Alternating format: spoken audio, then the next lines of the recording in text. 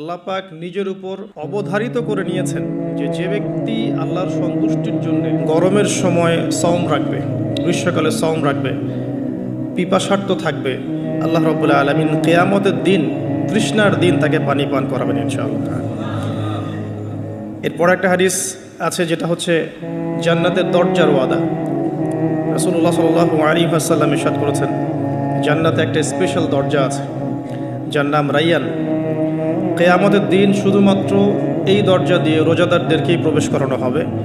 যখন তারা প্রবেশ করবে এই দরজা বন্ধ করে দেওয়া হবে, তাদের পরবর্তীতে এই দরজা দিয়ে কেউ প্রবেশ করতে পারবে না।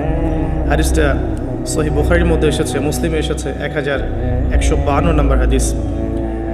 আর কিছু হাদিস আমরা পড়ে সামনে যাচ্ছি।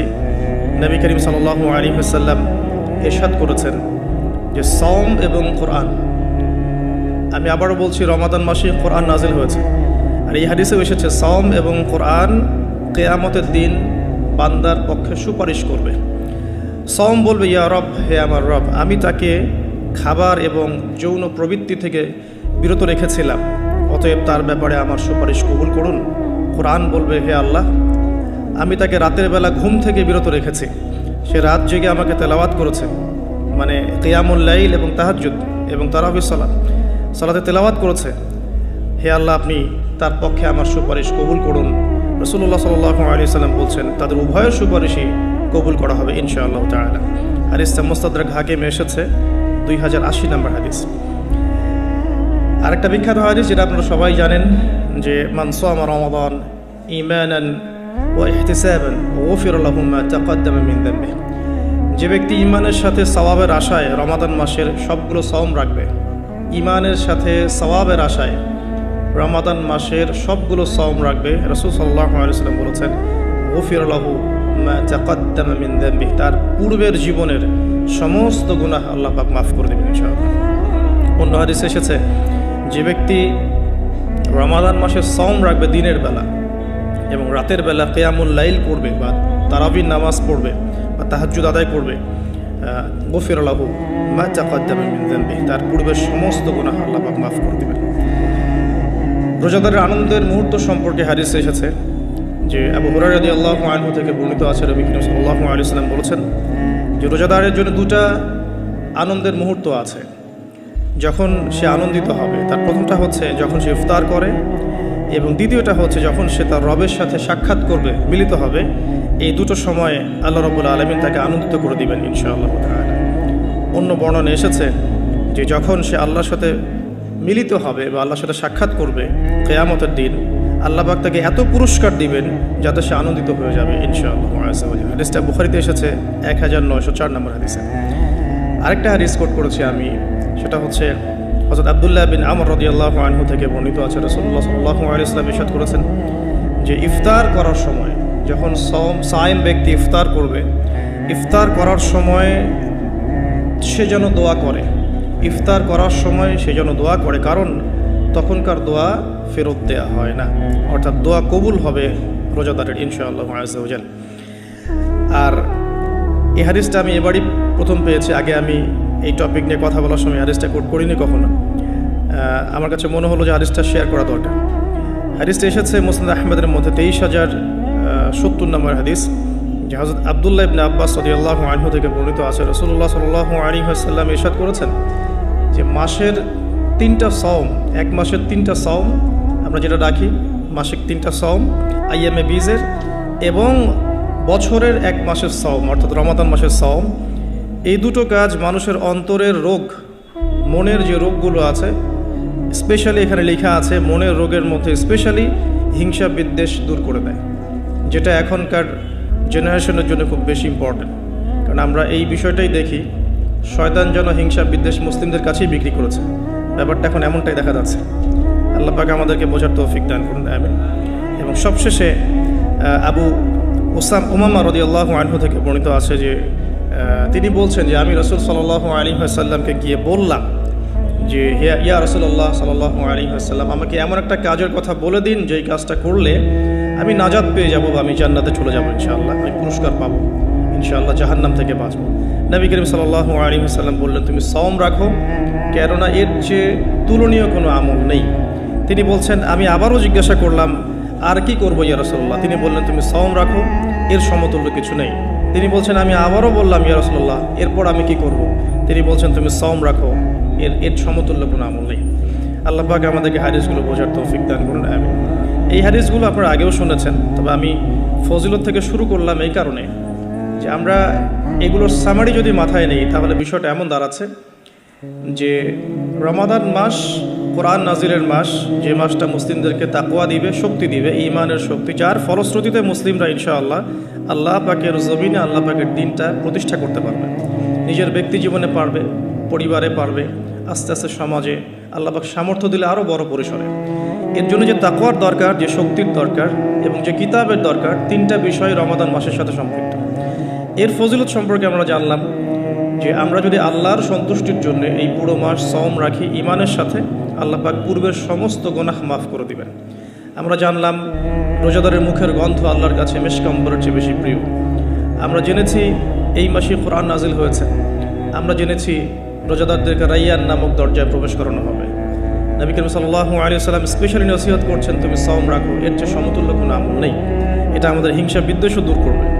এরকম অসীম ফজিলতপূর্ণ এই মাসে কিভাবে আমরা এটাকে ইফেক্টিভ রমাদান হিসেবে কাটাতে পারি, এটাই চ্যালেঞ্জ। এবং আমার টপিকটা এটাই। আমি এতক্ষণ যে কথাগুলো বলেছি এগুলো শুধু ভূমিকা। আমি মূল জায়গায় এখন যাচ্ছি যে কিভাবে আপনি এবং আমি রমাদান মাসের এই পুরো সময়টাকে ইফেক্টিভলি কাজে লাগাতে পারি, যাতে করে এই উদ্দেশ্যগুলো অ্যাচিভ করা যায়। উদ্দেশ্যগুলো মাথায় রাখবো। ওই ব্যক্তি হতভাগা যে ব্যক্তি রমাদান মাসকে পেয়েছে কিন্তু গুনাহ মাফ করাতে পারে না, এই হাদিসটা মাথায় রাখবো। আর ফজিলতের হাদিসগুলো মাথায় রাখবো। কিয়ামুল লাইলের ফজিলত, রমাদানের সাওম রাখার ফজিলত, রাইয়ান নামক দরজা, জান্নাতের উঁচু মাকাম, আল্লাহর কাছে সুপারিশ করা, এগুলো মাথায় রাখছি। মূল উদ্দেশ্য হচ্ছে ইফেক্টিভলি রমাদানকে কাটানো, যাতে করে তাকওয়া অবলম্বন করা যায়, তাকওয়া অর্জন করা যায়। অনেকেই শুনেছি তাকওয়া, আল্লাহ ভীতি, আল্লাহর নিষেধকৃত বস্তুগুলো থেকে দূরে থাকা, কিন্তু অর্জন করার মাধ্যমগুলো কি, কোন কোন কাজগুলোর মধ্য দিয়ে অর্জন করা যায়, এটা কিন্তু আমরা খুব একটা আলোচনা করি না। আমরা ইফেক্টিভ রমাদানের প্রথম যে কাজটার কথা লিখেছি, আমি নোট করেছি এখানে মোটামুটিভাবে 20টার কথা। তো আমি স্টার্ট করছি এখান থেকে। ইফেক্টিভ রমাদান শুরু হবে কিন্তু আমাদের আজকে মানে সন্ধ্যার পর থেকে আর কি। আমরা নিশ্চয়ই পশ্চিমা সংস্কৃতির মতো রাত 12টার সময় রাত দিন কাটাই না। আমরা জানি আমাদের রাত এবং দিন শুরু হয় সূর্য ওঠা এবং ডোবার সাথে সম্পৃক্ত। সূর্য ডুবে গেলেই আমরা এখন রমাদানে প্রবেশ করছি। আমরা দোয়া করি আল্লাহর কাছে, আল্লাহ পাক যেন আমাদেরকে সুস্থ শরীরে রমাদানের সমস্ত সাওমগুলো রাখার তৌফিক দান করেন এবং রমাদান মাসটাকে ইফেক্টিভলি কাটানোর তৌফিক দান করেন। আমরা আমাদের চেষ্টাগুলো অব্যাহত রাখবো। বাকিটা আল্লাহ রাব্বুল আলামিন কবুল করার মালিক। আল্লাহ পাক চাইলে অল্প আমলেই নাজাত হয়ে যাবে ইনশাআল্লাহ আযজা ওয়া জাল। শুরুটা হবে মূলত তারাবি দিয়ে। আসলে আজকে আমরা তারাবি দিয়ে শুরু করছি। প্রথম যে কাজটা আমরা শুরু করছি রমাদান মাসে, সেটা তারাবি কেন্দ্রিক। তো আমরা সবাই চেষ্টা করব প্রথমত যে তারাবির সালাত জামাতের সাথে পড়ার জন্য, এবং তারাবির সালাতটাকে বর্তমান প্রচলিত 3G 4G সালাতের মতো না করা এবং সালাতের মধ্যে সৌন্দর্য নিয়ে আসা। আমরা যেটা করি রমাদান মাসে, ফেসবুক, ইউটিউবিং বা লেকচারগুলো সবখানে একটা বিষয় কমন উঠে আসে, সেটা 4 রাকাত 20 রাকাত, যেটা নিয়ে আমি কোনো কথা কখনোই বলবো না ইনশাআল্লাহ। অ্যাটলিস্ট আমার পক্ষ থেকে এরকম কোনো কথা আপনারা শুনবেন না। আমরা এখানে একটা শব্দ ব্যবহার করতে চাই, সেটা হচ্ছে নামাজের কোয়ালিটি। আপনি 8 রাকাতই পড়েন আর 20 রাকাতই পড়েন, আমি বলবো যে নামাজের কোয়ালিটিটা কেমন হয়েছে। কোয়ান্টিটি নিয়ে আমার কোনো মাথা ব্যথা নাই। নবী করিম সাল্লাল্লাহু আলাইহি ওয়াসাল্লামের যে 8 রাকাতের হাদিসটা আনা হয়েছে, 8 রাকাত বা 11 রাকাতের হাদিসটা সহিহ বুখারী থেকে আয়েশা রাদিয়াল্লাহু আনহার উদ্ধৃতি দিয়ে, সেই নামাজের সৌন্দর্য সম্পর্কেও কিন্তু কথা এসেছে। আয়েশা রাদিয়াল্লাহু আনহা বলেছেন, তুমি আমাকে সেই নামাজের সৌন্দর্য সম্পর্কে জিজ্ঞেস করো না। হাদিসের কথাটা কিন্তু এমন ছিল।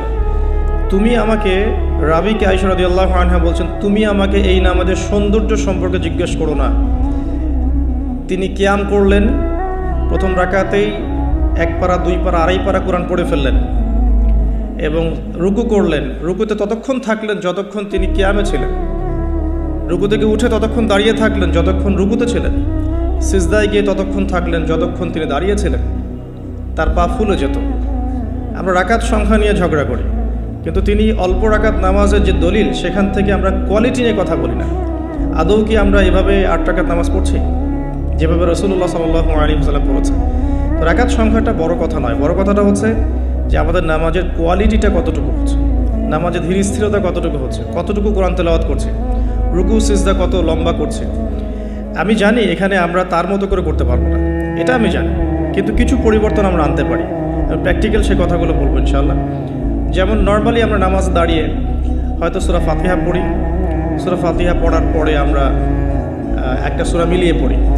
আমরা রমাদান মাসের সওমে একটা সূরার জায়গায় আরও কয়েকটা সূরা মিলিয়ে পড়তে পারি। আপনার কিয়ামটা কিন্তু লম্বা হবে। হয়তো আপনি হাফেজ নন, কিন্তু আপনি চাইলে কিন্তু কয়েকটা ছোট ছোট সূরা একসাথে পড়তে পারেন, যাতে করে আপনার টাইমটা কিন্তু লম্বা হচ্ছে, আপনার কিয়ামটা লম্বা হচ্ছে। এবার আপনি রুকু করছেন, রুকুতে গিয়ে আমরা সাধারণত একটা তাসবিহ পড়ে ফেলি, সুবহান রাব্বিয়াল আযীম, সবাই এটাই পড়ি, ম্যাক্সিমাম মানুষ 3 বার পড়ে আমার জানা মতে। রমজান মাসে আপনি এটাকে সৌন্দর্যমণ্ডিত করতে পারেন, আপনি চাইলে আরও একটা তাসবিহ অ্যাড করতে পারেন, সুবহানাকা আল্লাহুম্মা রাব্বানা ওয়া বিহামদিকা আল্লাহুম্মা গফিরলি, এটা একটা তাসবিহ আছে। অথবা সুবহুন কুদ্দুসুন রব্বুল মালাইকাতি ওয়ার রূহ, এটা অ্যাড করতে পারেন। আপনি কিন্তু আরও এক্সট্রা 2টা তাসবিহ অ্যাড করলেন, আপনার রুকুটা লম্বা হলো, নামাজটার মধ্যে সৌন্দর্য বাড়লো। আমরা উঠে দাঁড়িয়ে অনেক সময় সামি আল্লাহু লিমান হামিদা বলেই আমরা চলে যাই সিজদায়। আমরা কিন্তু ওখানে রব্বানা ওয়া লাকাল হামদুর পড়েও হামদান কাসীরান তাইয়িবান মুবারাকান ফীহি বলতে পারি, সময়টা বাড়লো, রুকুটার সৌন্দর্য বাড়লো। সিজদায় গিয়ে আমরা যা করি সুবহান রাব্বিয়াল আ'লা 3 বার বলি, উঠে চলে আসি। অনেকে হয়তো 3 বারের জায়গায় 5 বার, 7 বার, 10 বার অনেকে এভাবে বলি। কিন্তু আমরা এই রমজান মাস থেকে নিয়াত করতে পারি, চেষ্টা করতে পারি যে সিজদায় গিয়ে আমরা একাধিক তাসবিহ পড়লাম এবং কমপক্ষে 1-2টা দোয়া হলেও সিজদায় করলাম। আল্লাহুম্মা আতিনা ফিদ দুনিয়া হাসানা ওয়া ফিল আখিরাতি হাসানা ওয়া কিনা আযাবান নার। এই দোয়াটা জানে না এমন কোনো মানুষ কিন্তু নাই। আর নবী সাল্লাল্লাহু আলাইহি ওয়াসাল্লাম বলেছেন, সিজদায় মানুষ আল্লাহর এত কাছে থাকে যত কাছে সে কখনোই থাকতে পারবে না। তো আমরা সিজদায় দোয়া করলে সিজদার সময়টা বাড়লো, নামাজের সৌন্দর্য বাড়লো। আমরা নবী সাল্লাল্লাহু আলাইহি ওয়াসাল্লামের মতো পা ফলানো নামাজ না পড়তে পারলেও অ্যাটলিস্ট নামাজের টাইমটা বাড়াতে পারলাম, সৌন্দর্য বাড়লো। এটাই হচ্ছে কিন্তু মূল বিষয় তারাবির সালাতের। কত লম্বা সময় ধরে আমি আল্লাহর সাথে কথোপকথন করতে পারি। আমরা তাশাহুদ দরুদের পরে দোয়া মাসুরা পড়ে অনেকে সালাম ফিরিয়ে ফেলি। এখানে কিন্তু আরও দোয়া করার সুযোগ আছে। স্পেশাল আল্লাহুম্মা ইন্নী আউযু বিকা মিন আযাবিল কবরি ওয়া আযাবি জাহান্নাম ওয়া মিন ফিতনাতিল মাহইয়া ওয়াল মামাত ওয়া মিন শাররি ফিতনাতিল মাসীহিদ দাজ্জাল। এই দোয়া কিন্তু করার কথা জোরভাবে হাদিসে এসেছে, তোমরা 4টা বিষয় থেকে আশ্রয় চাও। এছাড়াও কিন্তু আপনি সালাম ফেরানোর আগে যে কোনো দোয়াই করতে পারছেন কোরআন এবং সুন্নাহ থেকে। নামাজটা লম্বা হলো, নামাজে আপনি আল্লাহর সাথে বেশি কথা বলতে পারলেন, নামাজের মধ্যে প্রশান্তি পাওয়া গেল। এভাবে নামাজ পড়ার পরে দেখবেন 2 রাকাত নামাজ পড়লে আপনার মনের মধ্যে শান্তি চলে আসছে। অথচ 3G 4G স্পিডে আপনি 10 রাকাত 20 রাকাত নামাজ পড়লে কিন্তু মনের মধ্যে শান্তি পাচ্ছেন না। মূল বিষয়টা কিন্তু এই জায়গায়। তো প্রথমে স্টার্টটা হবে আমাদের তারাবি থেকে আজকে। আর তারাবির সালাত যে ইমাম পড়াবেন, আমি অবশ্যই রিকোয়েস্ট করব তিনি যেন খতমই পড়ান। রমজান মাসে যদি কোরআন খতম না দিই তাহলে আমরা কোন মাসে কোরআন খতম দিব? এবং খতম দিতে হবে বলেই যে খুব জোরে তেলাওয়াত করতে হবে 5G স্পিডে, যাতে কেরাত কি করা হচ্ছে ইমাম সাহেবও বুঝতে পারছেন না, মুক্তাদিও বুঝছেন না। এখানে নামাজে কোরআনের হকটা ঠিকমতো আদায় হয় না। একটু ধীর স্থিরভাবে পড়া যেতে পারে। আমরা হয়তো প্রত্যেকটা আয়াতের শেষে ওয়াকফ করতে পারছি না, যেটা নবী সাল্লাল্লাহু আলাইহি ওয়াসাল্লামের সুন্নাহ ছিল। নবী করিম সাল্লাল্লাহু আলাইহি ওয়াসাল্লাম কিন্তু প্রত্যেকটা আয়াতের শেষে ওয়াকফ করতেন, থামতেন, থেমে থেমে তিনি তেলাওয়াত করতেন। হয়তো আমরা সেটা করতে পারি না, কিন্তু আমরা চেষ্টা করতে পারি তেলাওয়াতটার টেম্পোটা যেন কমে যায়, যাতে করে 2 রাকাত নামাজ পড়তে মিনিমাম 5 থেকে 8 মিনিট সময় লাগে। এই নামাজটা পড়লে আমরা মোটামুটিভাবে কিছুটা হলেও হক আদায় করতে পারবো ইনশাআল্লাহ। আমি কিছু প্র্যাকটিক্যাল কথা বলছি, কারণ প্র্যাকটিক্যালি দেখে দেখে আমার কাছে এগুলো মনে হয়েছে, এই টিপসগুলো হয়তো বা এগুলো কাজে দিবে ইনশাআল্লাহ। এছাড়াও আমরা জামাতের সাথে নামাজ পড়ার পর আমরা যেটা করতে পারি সেটা হলো শেষ রাত্রে আমরা আবারও ওঠার অভ্যাস করতে পারি। আমরা যদি আর্লি ঘুমিয়ে যাই, এবং রমাদান মাসে আমাদের একটা অভ্যাস করতে হবে, আমরা যেন আর্লি ঘুমাই। আর্লি যদি ঘুমিয়ে যাই আমরা শেষ রাতে ইনশাআল্লাহ সাহারি করার মিনিমাম 1 ঘন্টা 1.5 ঘন্টা আগে যদি উঠতে পারি, শেষ রাতে গিয়ে আমরা আবারও কিন্তু 2-4 রাকাত 8-10 রাকাত নামাজ পড়তে পারবো ইনশাআল্লাহ, এবং পরিবারের সদস্যদেরকে ওঠাতে পারবো। আর এই সময়টা সেই সময় যে সময় আল্লাহ রাব্বুল আলামিন প্রথম আসমানে নেমে আসেন এবং বান্দার জন্য আহ্বান করতে থাকেন, কে আছো আমার কাছে কিছু চাইবে আমি তোমাকে তা দেবো, কে আছো আমাকে ডাকবে আমি তোমার ডাকে সাড়া দেবো, কে আছো আমার কাছে ইস্তেগফার করবে আমি তোমার গুনাহগুলোকে মাফ করে দেবো। তো শেষ রাত্রে দোয়া কবুল হয়।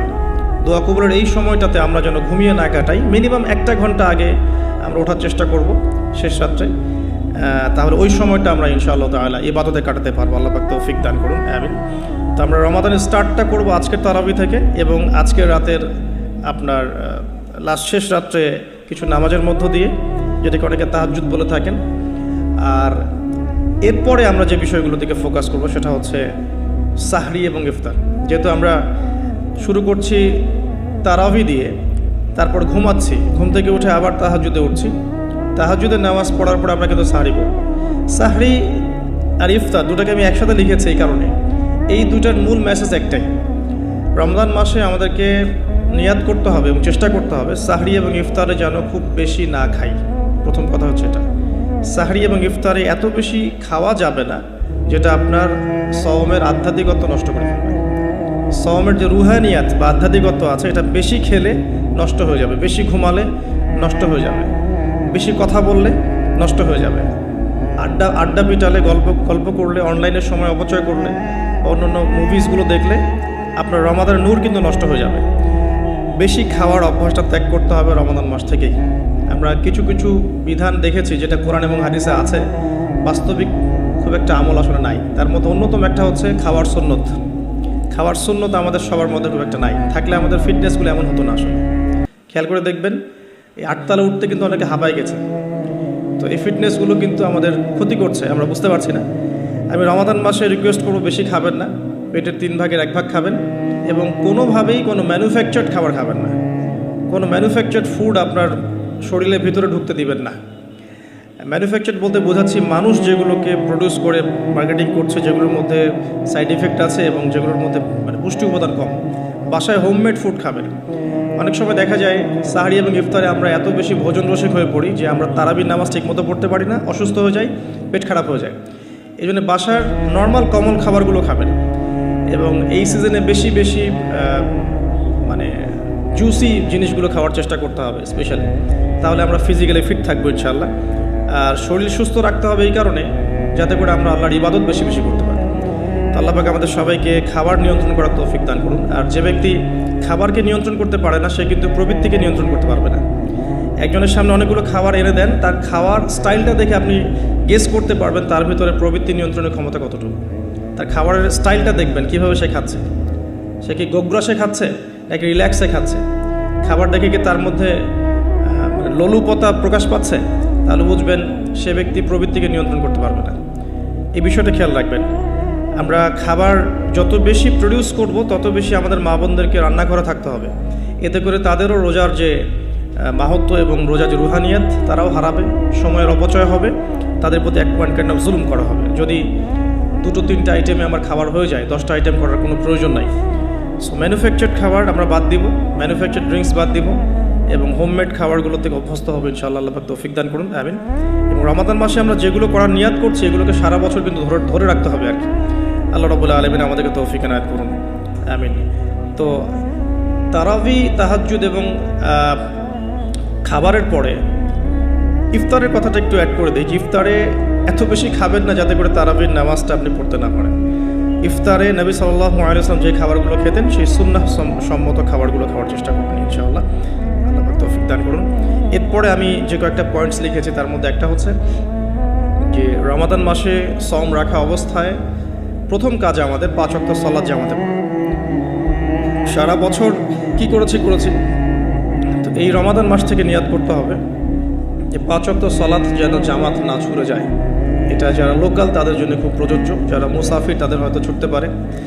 যদি ছুটেও যায় একা একা পড়ে ফেলতে হবে, যদি সম্ভব হয় বাসায় জামাত করা যেতে পারে যদি ছুটে যায়। রমাদান মাসে 5 ওয়াক্ত সালাত জামাতে পড়লে অন্যান্য মাসের যে নেকি তার চেয়ে মিনিমাম 70 গুণ নেকি বেশি হবে ইনশাআল্লাহ। আর জামাত একটা ঐক্য দেয়, একটা পরিচিতি হয়, হৃদ্যতা ভালোবাসা বাড়ায়। একটা মুসলিম কমিউনিটির মধ্যে জামায়াতের গুরুত্ব অনেক বেশি, জামায়াতের সাথে নামাজ এই বিষয়টার গুরুত্ব অনেক বেশি। আমরা রমজান মাসে অ্যাটলিস্ট এই মাসে অভ্যস্ত হই যাতে করে আমাদের রমাদানের 5 ওয়াক্ত সালাত জামাতটা ছুটে না যায়। আল্লাহ পাক তৌফিক দান করুন, আমিন। স্পেশালি ফজরের সালাত এবং এশার সালাত এই দুটো জামাত যেন কোনোভাবেই না ছুটে যায়। আল্লাহ পাক আমাদেরকে তৌফিক এনায়েত করুন, আমিন। ফরজগুলো আদায়ের পাশাপাশি এরপরে আমি নোট করেছি রমাদান মাসে ডেইলি 12 রাকাত সুন্নাহ আদায় করার চেষ্টা করা উচিত।